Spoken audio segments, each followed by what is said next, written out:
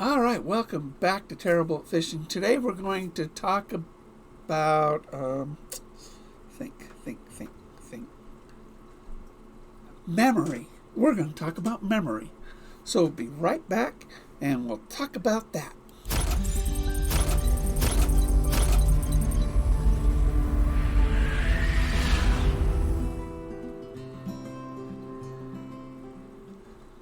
I was playing around with the new intro. All right. So we got Mike working. All right, we're going to talk about memory. We're going to see what do you should buy DDR4, 5, the different. There's little numbers next to them, what that means, and how much you should buy. So let's transition to my display capture. Make me little. And we're going to start the PowerPoint. So voila. Computer Memory 101, understanding memory for your computer. All right, DDR stands for double data rate. You can see sort of how it sort of went through its progression. DDR2, 3, 4, we're up to 5. Bam, we're up to 5.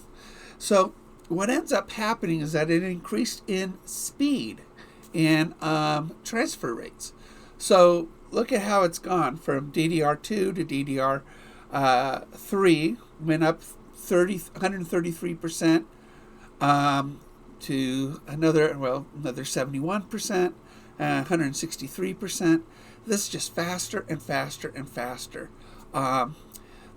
So really, we're going to get into which ones you should be buying. You know, back in my last computer had DDR3. But now you're going to choose DDR4 or 5. Those are going to be the ones that you choose now. There's another little number next to it called CL. You'll see CL16, CL18, CL32, things like that. And this is the cast latency. Now, the CL, it tells us how many clock cycles the memory will delay to return requested data. So the smaller that number, the faster it's going to work. This can make the memory much more expensive. But look at this chart here. Green is good. Yellow's pretty good. Red, not so good. But not bad, all right? But it makes it a much cheaper memory. So when you look at your memory, let's say you buy 3200 megahertz memory. And so you look over here to 3200, and let's say it says CL18. Well, now you're kind of in that red, aren't you? Sort of in that red-orange area. So CL16, you're in the yellow. If you can get CL14 or 12 or something like that, it's very expensive. So really, this is a really good chart to sort of help you to understand that CL number and why you pay so much more money in it. So the example at the bottom is DDR3200C14 returns data at 8.75 nanoseconds, which is faster than DDR3600C16 at 8.89 nanoseconds. So you can have a bigger number of megahertz, but it can be slower depending on its latency. So, and that's going just basically the same chart into speed. So when you look at your speed on this chart, you can sort of go down and see that CL number. And you'll understand why certain ones are cheaper. So very common, CL16 and CL18. So in 3200 megahertz in the DDR4. So big difference here, isn't it? That's a big difference. So now you're going to see some in DDR5 that's off this chart because I didn't find a chart that goes up to like 6,000. So 6,000, you can get away with a higher number in CL, but because it's so much faster. But notice too, and let's look at it, 5600 at CL24.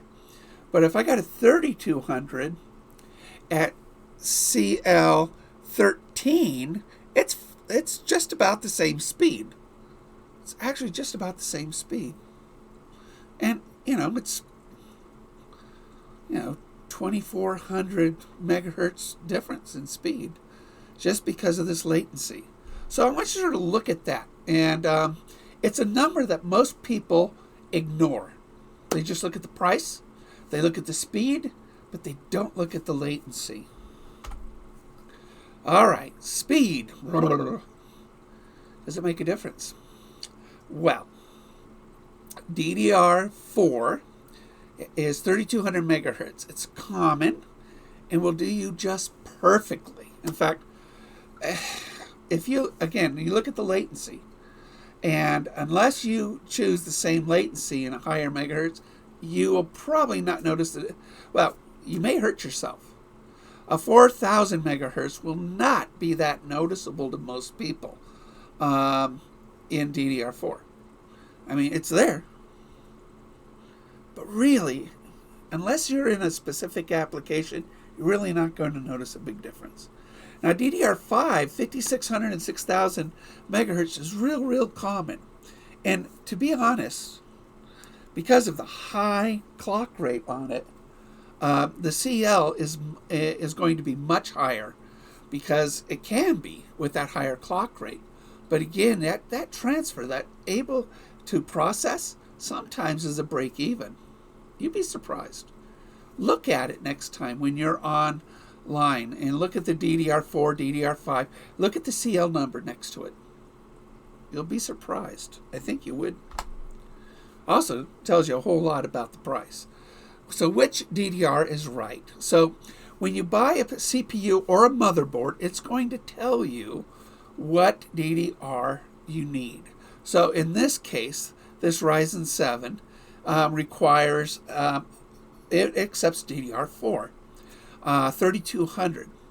So that's perfect. It tells you right there in the instructions or in the description. And it's the same thing with your motherboard. Motherboards too will tell you too what it will accept, but make sure the CPU can accept it too. So they got to sort of, sync. So just look at that. So how much is needed?